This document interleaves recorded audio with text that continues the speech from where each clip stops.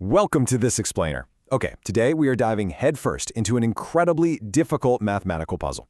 It's this modern data visualization problem that I like to call the cartographer's dilemma. We're going to be exploring a really groundbreaking paper by Lawrence van der Madden and Jeffrey Hinton. And trust me, this paper literally revolutionized how we make maps out of massive, complex data sets. Let's get into it. Now, I want you to think about this for just a second. How do you draw a map of a 784-dimensional world? Our human brains, well, they're hardwired to understand 3 spatial dimensions, right? If I ask you to picture 4 dimensions, your brain probably starts to hurt a little bit. But in the world of machine learning and data science, dealing with hundreds or even thousands of dimensions is just, another Tuesday. So how on earth do we make sense of this high-dimensional geometry when neither our brains nor our standard computer screens are built to handle it? Okay, let's dive into this step by step. We're going to cover mapping the impossible, the crowding problem, the t-SNE breakthrough, visualizing the invisible, and finally, scaling massive maps. Section 1. Mapping the impossible. The scale of the visualization problem. To really give you some context on the absolute scale of the data sizes we're talking about here, let's look at this number, 10,304. Now, in medical research, tracking cell nuclei, like say for breast cancer, might involve around 30 variables, so 30 dimensions. And honestly, that's already pretty complex. But if you look at a classic computer vision dataset, like the Olivetti faces, which is literally just a set of small images of human faces, well, every single image is represented by 10,304 pixels, and every pixel is a dimension. Trying to find patterns in a 10,304-dimensional space, that is the ultimate modern cartographer's dilemma. So our core objective here is something called dimensionality reduction. Basically, this is the process of converting those incredibly high-dimensional datasets into simple 2- or 3-dimensional maps that we can, actually look at on a standard scatter plot. Now, historically, people used linear models to do this, things like principal components analysis, or PCA. But here's the thing. PCA has a fatal flaw when it comes to highly complex, nonlinear data. It is absolutely terrible at keeping very similar data points closely grouped together in the final map. It kind of just smears everything out. Section 2. The crowding problem, when dimensionalities clash.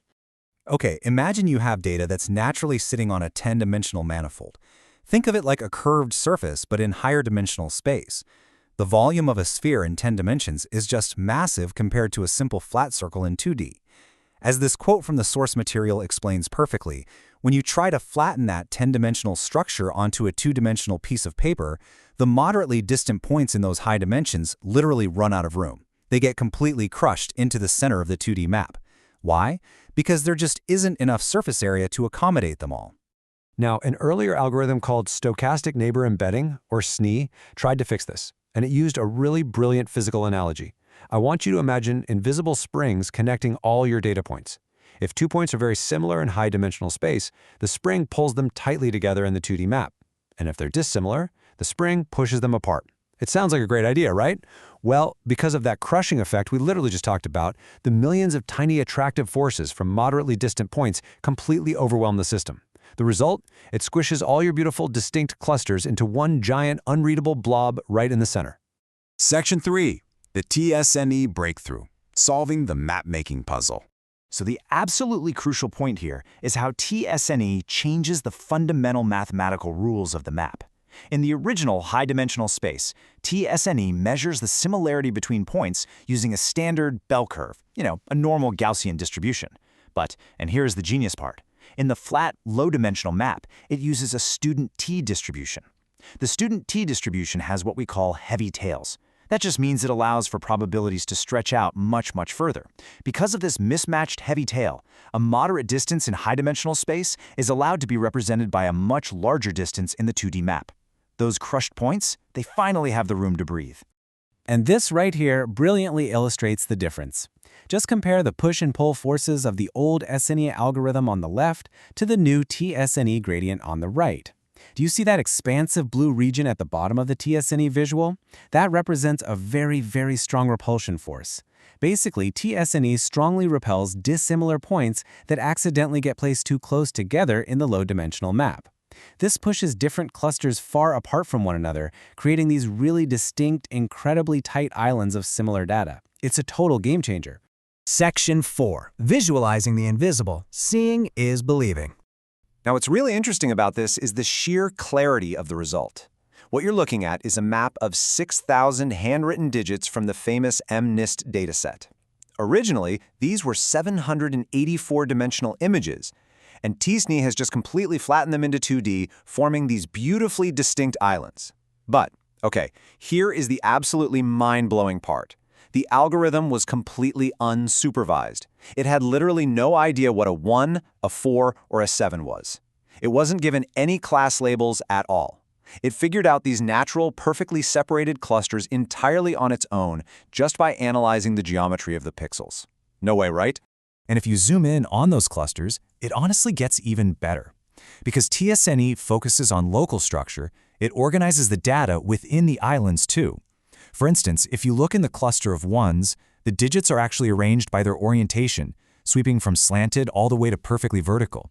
In the cluster of 2s, they're sorted by their loopiness at the bottom. It even creates a completely separate tiny little island just for 7s that have that horizontal crossbar drawn through them, you know, the so-called continental 7s. It doesn't just separate the classes, it perfectly maps the nuances. And the algorithm is just incredibly versatile. When the researchers ran t-SNE on the Coil 20 dataset, which features pictures of objects rotated a full 360 degrees, t-SNE naturally mapped the 72 unique viewpoints of each object into these continuous, one-dimensional closed loops. Think about that. It flawlessly decoded the rotational geometry hidden inside the pixel data. It separated distinct objects while perfectly preserving the continuous rotation of each one. Section 5. Scaling massive maps. Handling real-world data size. Let's move on and see how this builds, because there is a catch. The standard t-SNE algorithm is really computationally heavy. Since it compares every single point to every other point, the math gets exponentially harder as your dataset grows. I mean, try to map 1 million images and your computer will absolutely crash. So how did the researchers build a scalable solution? Well, instead of mapping everything at once, they created a directed neighborhood graph to select a subset of landmark points to chart the entire dataset. These landmarks basically act as an anchor for the rest of the data. To figure out how similar these landmark points are without having to calculate every single distance, they use a technique called random walks. I want you to imagine dropping a digital pinball at one landmark point, right? And then just letting it bounce randomly through the graph of undisplayed data points until it finally hits another landmark. By integrating over all these random paths, the algorithm effectively uses the hidden undisplayed data structure to measure distance. It's ingenious. This totally prevents deceptive short circuits, where a single noisy data point might accidentally connect 2 clusters that should actually be far apart. And here is the ultimate proof that t-SNE isn't just making pretty pictures for us to look at, it's extracting real, actionable meaning. The researchers took a simple predictive model, a one nearest neighbor classifier, and they tried to predict handwritten digits using the original 784-dimensional data. It got an error rate of 5.75%. Then, they ran that exact same classifier on the beautifully flattened 2-dimensional t-SNE map, and guess what? The error rate actually dropped to 5.113%. I mean, analyzing the flattened 2D map was mathematically more accurate than looking at the massive original dataset. That is wild. So, what does this all mean? Well, that brings us to the end of our journey into t-SNE. We've seen how mismatched probability distributions and heavy tails can cure the crowding problem, finally giving high-dimensional data the room it needs to reveal itself. So I'll leave you with this final, thought-provoking question. If an algorithm can effortlessly compress thousands of dimensions onto a single, flat page, while actually increasing our ability to classify the data correctly, what other hidden structures are quietly waiting to be discovered in the massive data sets around us? Thanks so much for joining me on this explainer, and hey, keep exploring.